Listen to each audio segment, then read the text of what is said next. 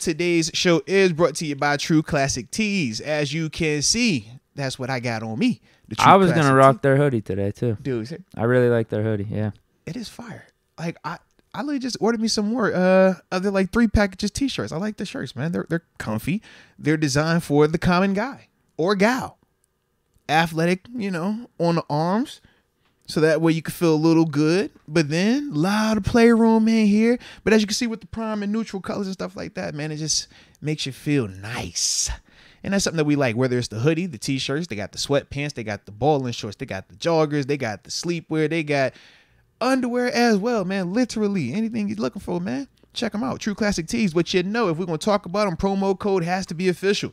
So if you use the promo code MOATS, make sure you type it in. They got other promo codes up there, but this is the one that matters the most. You get your 25% off of your purchase at trueclassictees.com. So shout out to them.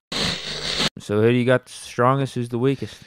Ooh, child. The strongest, I literally wrote down. I said, pick your poison. Because I got a couple of them, bro. I have almost every position group listed here. Literally, bro. Outside of my weakest. So you ready? I'm torn between outside linebacker, running back. I love our wide receivers, but I low-key love our tight ends too. Yeah, I wrote all them down. And then the way that we've revamped this offensive line, I'm like, wrote that down too. God, dog. But then the depth of our D-line and some of the high-end talent there. Whew. I'm probably just going to go with TJ and Highsmith. Low-key, I was settling on them. I was going to be biased because that's my position group. But I like them too a lot. One is the Depot. One gave me 14.5. Yeah, you've seen it fully with them because TJ has won a Depot, has had multi-double-digit sack seasons, basically the best defensive player in the league. I mean, actually, you might be able to say that. You actually might be able to say that right now because AD is a little bit more on the back end. Like TJ, yeah, I think he's the best defensive player in the league when healthy. You have him and Highsmith, who just had 14.5 sacks, and they're both in the prime of their career. Mm-hmm. The thing you could say about all the other position groups is, like, how do these all look together? Like, I don't think Najee and Warren are a high enough end version at their spot as to what TJ and Highsmith are at edge. Well, I can see that. Yeah. Right now. Yeah. So there's that. And then receivers, you're like, okay, Deontay, catch the ball more. We know what you could do. Pickens, you going to really ascend here? Be elite. Robinson, injuries. He's like at 29, age 30. You still got some gas left in the tank. Like, I think so. It's just that at least with TJ and Highsmith, we've seen both playing at elite levels in Steeler uniform at the edge position. Yeah. Plus, you had a Herbig and a Roche. Like, if we still had some shitty depth, maybe I'd bump them down. But with us getting Herbig, us having Roche as the fourth guy, I'm going edge. Because even with the O-line, it's like, I love the O-line. I'd consider it a strength as a position group. But you got Broderick Jones, the first-round pick. How does this whole group mesh with the new guys? Should be top 10. How you feel about the wide receivers then? That's what I was saying. I love it. I love it. It's just we haven't seen Pickens become. We haven't seen Pickens do what TJ did at edge rusher. We haven't seen Pickens do that at receiver. Well, I was gonna say we haven't even seen him technically do what Highsmith has done, because Highsmith's 14.5 would essentially be the 1,000 or 1,100 yard mark for the wide receiver. Yeah, maybe you argued Deontay with his Pro Bowl, maybe. Right, TJ Depot would be like if this dude came out here and led the league in receiving yards. Robinson, but on a different team. That was Jaguars in his second year. Yeah. Bears a couple times. Yeah. Tight end with a shitty quarterback. You got to give him credit there. How you feel about the tight end position group? I really was back and forth with, man. I'm like, Muth, I love Muth. Y'all know I was on Muth, man, coming out of college, like, and I don't even like Penn State like that, man. Like, I don't know why we keep doing this with these Penn State dudes, bro. But I love, man, that was my dude right there. And then to see what Gentry is. Yeah, you were high on him and Darnell. Seriously, when not bro. a lot of other people were. Like, I don't know why. I just be loving that position group, man. But, yeah, I'm like, man, to have both of these dudes here, you still got Connor Hayward in that room, Zach Gentry. Like, that's another one. But my knock was, it's Highsmith and TJ, and they're both already proven and for the most part healthy. Whereas with Moof, we know what he's coming off of in terms of the double concussions. Still very productive, but I wouldn't say that he surpassed Alex Highsmith in terms of that production just yet. And they don't have a TJ Watt in that room. Yeah, I love that. I love my outside linebackers, man. TJ Highsmith, not only is it a position of impact, because it's harder to sell, if they were just two interior D tackles or if they were just two guards. It's harder to talk about it like that type of impact. But they play the position where you can literally take over the game. Oh, another point, Steelers record without TJ Watt. Yeah, that's a prime example. Like when he's not available, I mean, we suck record-wise. Not literally, but record-wise, we don't win a lot. So with that, man, when you have both of those type of dudes not only showing it, but also having the potential to keep doing it because they're both young. That's the other part. TJ in the heart of it. Alex is about to come into that new contract season and stuff like that. Yeah, I like it a lot, man. Weakest? I go back and forth between slot corner and my third inside linebacker because I keep telling myself if my answer for slot corner is Keanu Neal for the physicality, then what's my answer for third inside linebacker? And if my answer for third inside linebacker is Keanu Neal, then what is my answer for the third slot corner?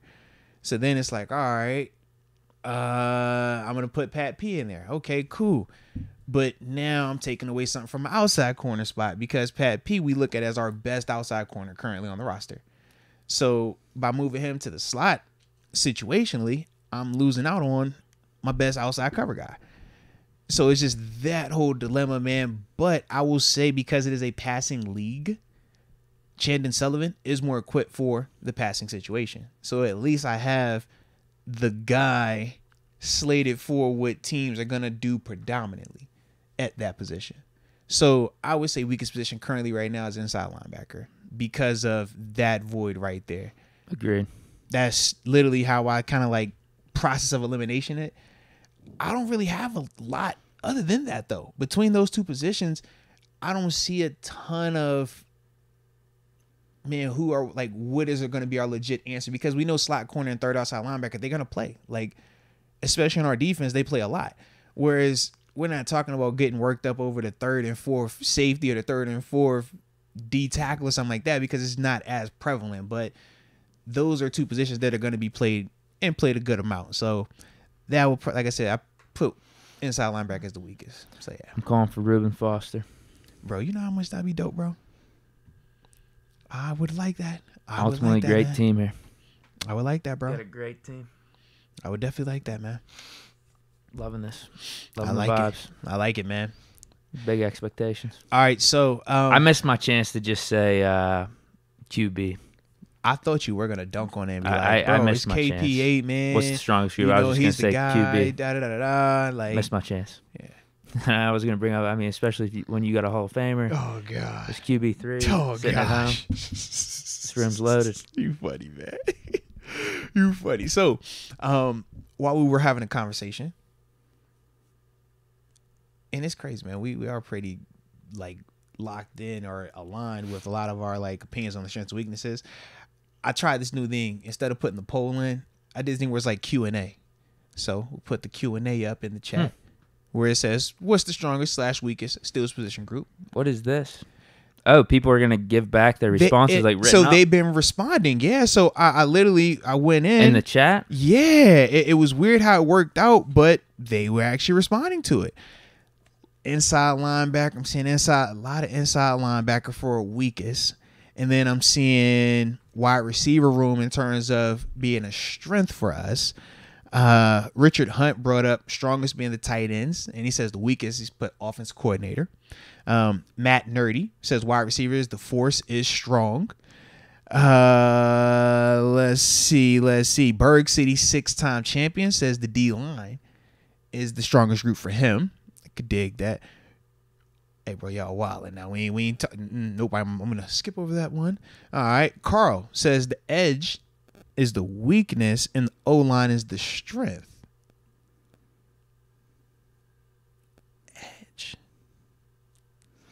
He must be really locked in on depth. I can see that if that's what he's focused on. Because I was like, high end in terms of the top end talent, we have a lot of that. A lot of that. Yeah. Michael Martin, he says the offensive coordinator is the weakest position group. I can see some of the I can understand that. I can definitely understand that. Not even going to try to combat that one. I could definitely understand that, man. He's gonna do good this year. He has to do good. It's either now or never, right? Do good. It's now or never. I think he's gonna keep up what they were doing. And Stephen Brooks gave us some context in terms of some of the edge rusher talk. He says he's still not sold on Highsmith all the way. Oh, come on. So he's not sold. He wants As to see a him two, repeat it. as a two, he's perfect. I mean, As a two, perfect yes. compliment to T.J. Watt. I would agree. And we have T.J. Watt, so like. Do you feel like you need to see him replicate the 14.5, or do you feel like the way that he's built to this 14.5 has you feeling confident? I thought the year before was good. Yeah. He missed. He was borderline 10. I know it didn't show up in the stats. I think did he end with like 6 or 7? It was like 7. Yeah. But I mean, he was really good in the run game.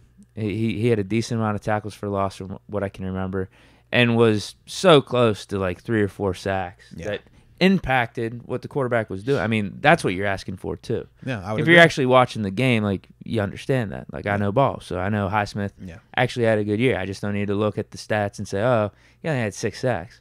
No, but Highsmith was really solid in his. Was that his second year? Second year, yeah. Yeah, second. Because he just came off a third year. Yeah, he was good. He was good. Yeah, I share a similar sentiment. If he would have literally come out of nowhere and he goes from like 0 production to 14.5, red flag. Is it a contract year? Who are you playing next to? Was it the scheme? Like a lot more questions. But Alex is one of those guys we've seen from his rookie year, second year, and even third year continually get better. Not just as a pass rusher, but also as a run defender. And I thought it was more so impressive last season that when TJ was hurt, we had to see Alex by himself. Now, I could understand why Steve might be a little skeptical, because even though Highsmith was giving us numbers, and we talked about the numbers, he was still getting sacks. There were still times where we talked about the lack of pass rush, though. And we would say how, man, it felt like at times quarterbacks had a lot of time versus us, and that changed drastically once TJ came back. Now, Highsmith still was getting sacks, and we saw that, but if you're complaining about that, or that's what's making you a little bit skeptical about him, I can understand that part. But he's number 2. And that's the other part. If that's your number 1, totally different conversation. But if that's your 2, that's what 2s do.